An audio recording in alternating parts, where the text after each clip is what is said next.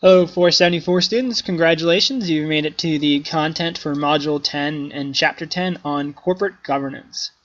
When people think of ethics in the workplace, corporate governance is typically one of the topics that comes to mind first. I think oftentimes things like marketing and ethics, technology, privacy and ethics, human resources and ethics are sometimes just forgotten and given sort of put on the back burner relative to the discussion of corporate governance, particularly if you read popular media outlets like the Wall Street Journal or the New York Times, Washington Post, etc. And that's because all the attention that's been dedicated to corporate misbehavior at the executive level over the last decade, starting in the early 2000s with Enron. So the watershed event that brought ethics to prominence at the beginning of the 21st century was the collapse of Enron Corporation and its accounting firm Arthur Andersen.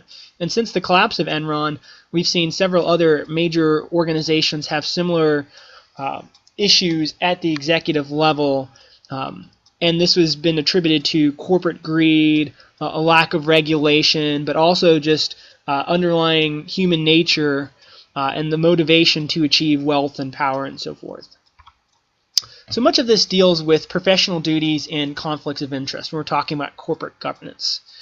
And essentially, we have participants in a market, such as investors, board members, management, and bankers, who rely upon gatekeepers to try to protect our interests. Okay? So these could include auditors who verify a company's financial statement, analysts who evaluate a company's financial prospects or creditworthiness, attorneys who ensure that decisions and transactions conform to the law, and boards who function as intermediaries between a company's stockholders and its executives. So all these individuals have duties and responsibilities to protect our interests, but of course they can be potentially faced with conflicts of interest, as you'll learn about in this chapter. You'll watch the clips from the video where you'll learn about one of the analysts for Merrill Lynch that was fired because he refused to give Enron good buy ratings.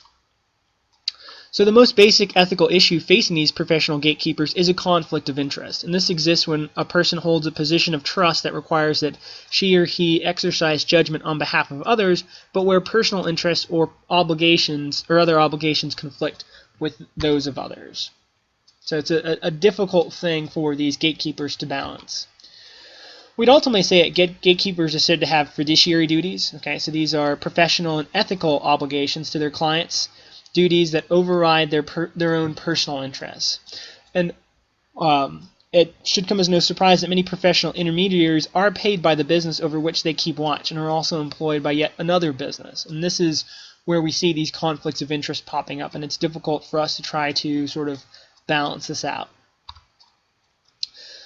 You'll read about in your textbook, and then also there's a particular exercise about the Sarbanes-Oxley Act of 2002, which was advanced due to some of these ethical issues that we're discussing.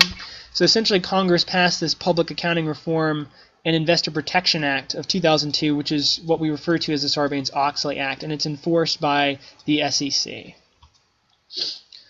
One other topic which we'll focus on besides corporate governance and conflicts of interest for gatekeepers in this chapter on corporate governance is we'll also discuss executive compensation. So you'll read about this in your chapter. We also have an exercise related to golden parachutes.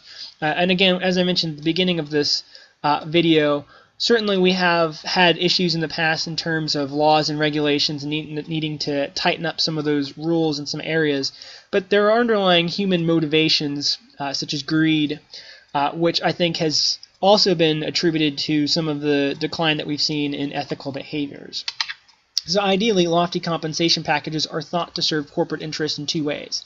They provide an incentive for an executive for performance, which from a utilitarian perspective is a good thing, right? We want to encourage our executives to try to achieve what's best for the greatest number of people. Okay, so that could be doing something like driving up the stock price.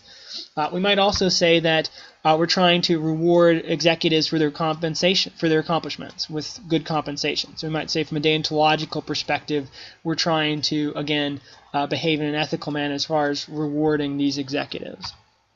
However, there are several reasons why excessive compensation may be evidence of a failure of corporate boards to fulfill their fiduciary duties. The first is the fact that in many cases there's no correlation between executive compensation and performance. So this suggests that perhaps there isn't the link that we'd expect to see between high pay of executives and the performance of a company, which is considered to be performance of the executive. Second, we might also say that there's little evidence that the types of compensation packages used are actually needed as incentives for performance.